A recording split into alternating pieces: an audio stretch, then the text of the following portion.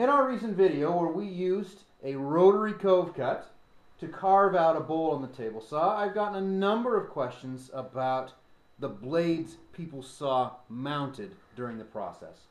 And so I've laid out here all of my Dado blades.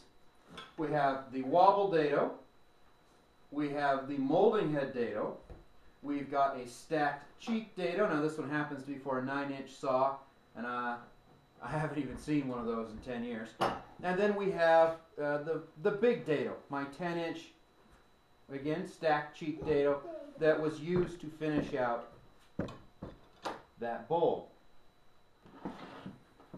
So let's start with the Wobble Dado. This is a Craftsman Wobble Dado here, and what it has is a series of ramps, essentially, wedges. And so now the Wobble Dado is basically set at 0. And as I rotate this, those two counter wedges cant the blade farther and farther off to the side, so that when it's in the wood, it oscillates from side to side as it goes around. What a great look at a Wobble Blade in action, and you can clearly see how it cuts. It's also why Dados cut with a Wobble Blade have just a little bit of a curve to them at the top, or I guess bottom of the Dado itself. I used this when I was building that bowl to rough it out.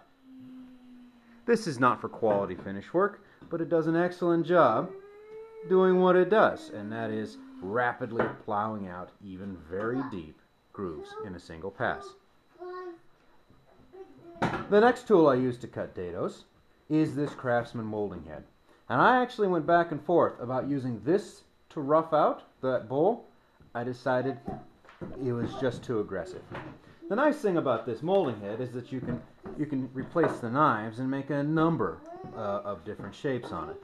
But it basically functions just like a planer, which, to be honest, it really is. It's a rotary planer you check in your table saw, and it will cut a groove the width of these knives. And they're flat, and they're square, and they're very, very crisp.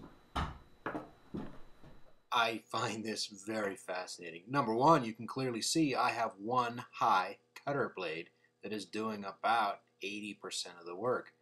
So I'll have to go and readjust them and see if I can figure out which one it is. But yeah, it's just a fascinating look at how it really is just a big spinning scraper. Here I have got two sets of stacked Dados, and they work very, very well. Yeah, nice and sharp. Be careful with this one. This is that 9-inch set, and by 9-inch I do not mean it's 9 inches across. I mean it was designed for a 9-inch Craftsman table saw.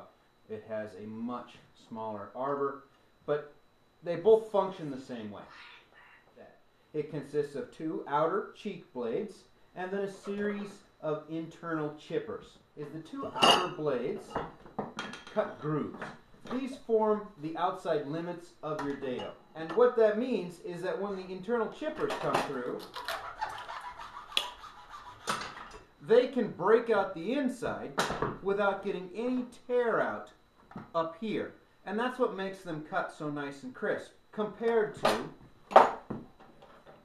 these two, which can leave quite a bit more tear out. In the video where I carved out the bowl, I was using this set here.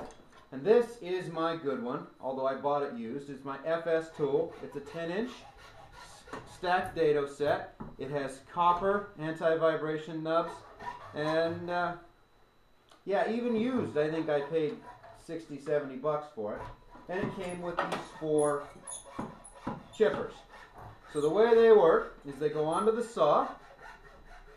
These have a recessed groove right here. So you couldn't use these to make actual table saw cuts because the width of the teeth is less than the width of the cheek plate.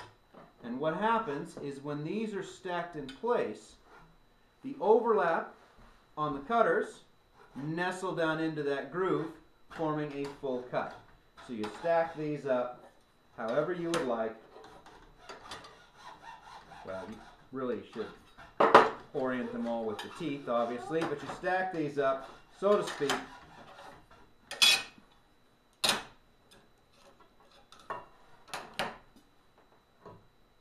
And then you can use that to carve out a big groove. This is a beautiful saw.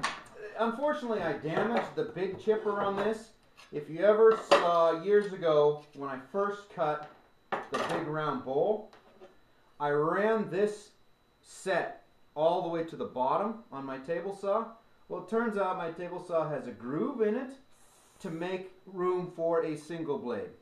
But it's only about 1/4 of an inch wide. And when I dropped these big monsters down in there, I nailed that tooth on the cast iron of the saw and broke it out. And I can't really afford to replace it. And so far, it seems to be working okay. So I just keep using it. Could you stop talking? Almost done. So that's a quick look at the various kinds of dados. And these are all the ones I own. 9-inch, obsolete, can't use it anymore. The molding head. Now the benefit of this is the fact that I can put a lot of different knives and cut a lot of different profiles. The limitations, you're limited to the knives themselves. There's no adjusting on it. The Wobble Dado, old technology, still a workhorse. Limitations, it leaves a slightly rounded groove, and she can be a little prone to tear out. And then my good set, the one that I use to do probably most of my dados. You've got a nice, very sharp set, FS tool, carbide cheeks, and then I have 4 stacks. And you can cut paper washers, cardstock washers, to go in between them, and you can vary the width that way. If you can afford it, these are the best. Even an inexpensive set of these work great. And of these sets, the ones with 3 chippers, they look like a triangle rather than a bar, they're probably the better machines. One thing to keep in mind, that's a heck of a lot of horsepower to spin those up, and once they're spinning, it's an awful lot of metal moving. So when things go wrong, the saw doesn't necessarily stop the way it normally does.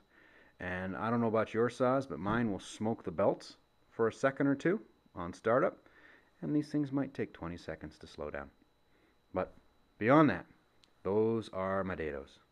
Well, not those. Those haven't been on a saw in 30 years. These are my dado blades.